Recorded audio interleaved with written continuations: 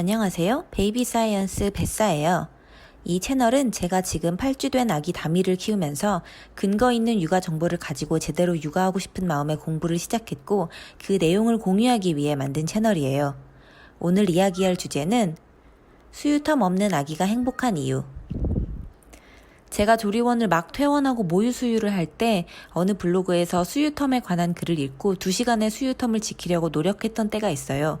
조금씩 자주 먹는 아기의 욕구대로 수유를 하면 아기가 약간만 배고플 때 먹게 되어서 배불리 먹지 못하고 조금씩만 먹을 뿐 아니라 모유의 앞부분인 전유만 계속 먹게 되어 배에 가스가 차서 힘들게 된다는 글이었어요. 아직 신생아라 조금 먹다 금방 잠드는 담이었기에 걱정이 되더라고요. 그 뒤로 수유텀 기록하는 앱을 설치했어요. 담이가 배고프다고 울면 앱을 보고 2시간이 아직 안 되었으면 힘들게 달래면서 시간을 채워서 수유를 하곤 했어요. 많은 엄마들이 우리 아기 수유텀이 다른 아기와 비교해서 정상인지 걱정하기도 하고 저처럼 2시간이다, 3시간이다 이렇게 딱 정해서 수유를 하려고 노력하고 그 수유텀을 늘리기 위해서 많은 노력을 하는 모습을 볼 수 있었어요. 그런데 수유텀을 지키는 것은 정말 아기에게 좋은 걸까요? 결론은 수유텀 준수는 아기에게 그렇게 좋은 것 같지 않다는 것이었어요. 왜냐하면 먹고 싶을 때 먹는 아기는 가장 적당히 먹는 능력을 가지고 있고 모유 상태와 아기의 니즈는 그때그때 달라서 적합한 수유텀도 계속 달라지고 수유텀 없이 키운 아기가 나중에 더 똑똑해진다는 연구 결과가 있었기 때문이에요. 영상을 끝까지 보시면 왜 수유텀 없는 아기가 나중에 커서 비만일 가능성도 낮아지고 똑똑하게 클 가능성이 높은지 이해하실 수 있을 거예요. 진화인류학 박사가 운영하는 육아 전문 웹사이트인 패런팅 사이언스와 유러피안 저널 오브 퍼블릭 헬스에 기재된 논문을 바탕으로 했습니다.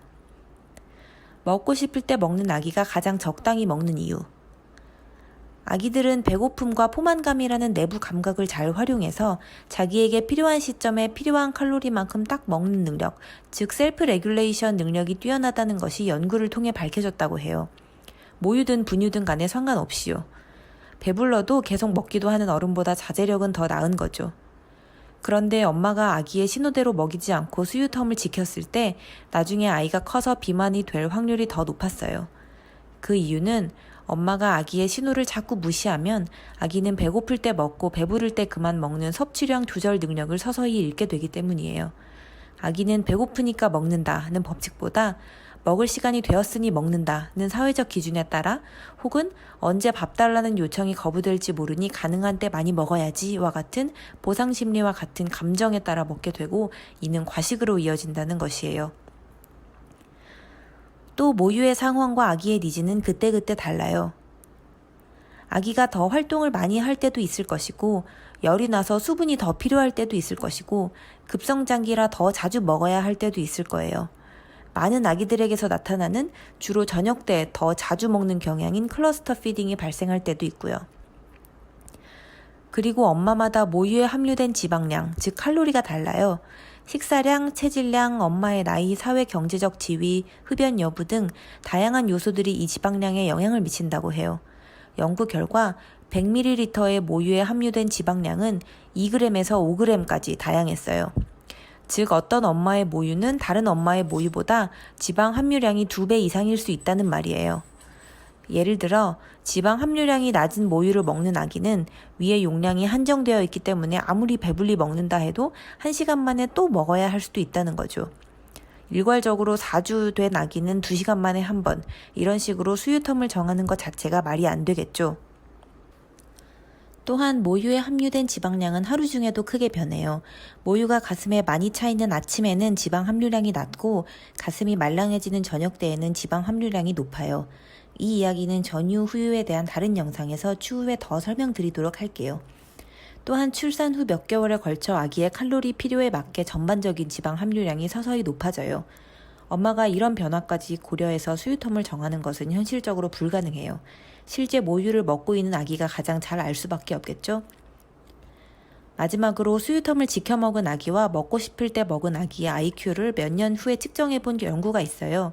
이 연구에 따르면 먹고 싶을 때 먹은 아기의 IQ가 5살, 7살, 11살, 14살 때 4번 모두 더 높았다고 해요.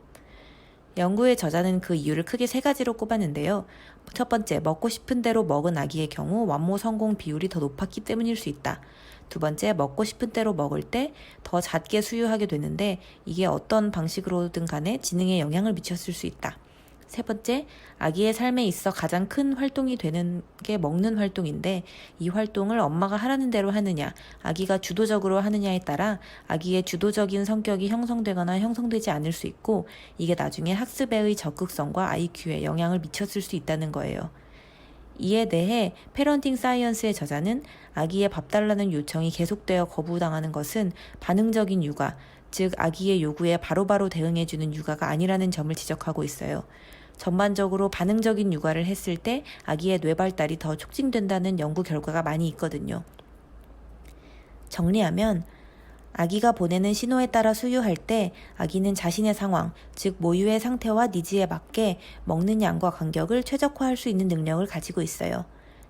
그래서 아기가 먹어야 하는 때가 언제인지는 엄마보다 아기가 더 잘 알아요. 그리고 먹고 싶은 대로 먹은 아기들이 수유텀 지켜 먹은 아기에 비해 향후 더 똑똑할 수 있어요. 다만 이 마지막 포인트는 인과관계가 아닌 상관관계예요. 왜 그런 결과가 나타났는지에 대한 설명은 다양할 수 있다는 것이죠.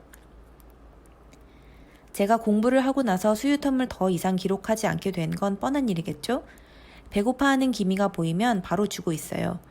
눈을 두리번 하고 입을 다이아몬드 모양으로 귀엽게 벌리거나 주먹을 쪽쪽 빨거나 하는 여러 가지 단서가 있는데 때로는 먹은 지 정말 얼마 안 돼서 또 그러기도 하지만 그래도 아기의 신호가 가장 정확하다고 믿고 배고파할 때마다 주고 있어요. 수유텀이라는 것은 사실 아기를 위해서라기보다 엄마를 위해 만들어 놓고 아기에게 좋을 거라는 여러 가지 이유를 만들어낸 것 같아요. 행복한 아기를 위해 수유텀 과감히 없애보시는 게 어떨까요? 오늘은 여기까지 공부하는 엄마의 근거 있는 육아 정보 뱃사였습니다.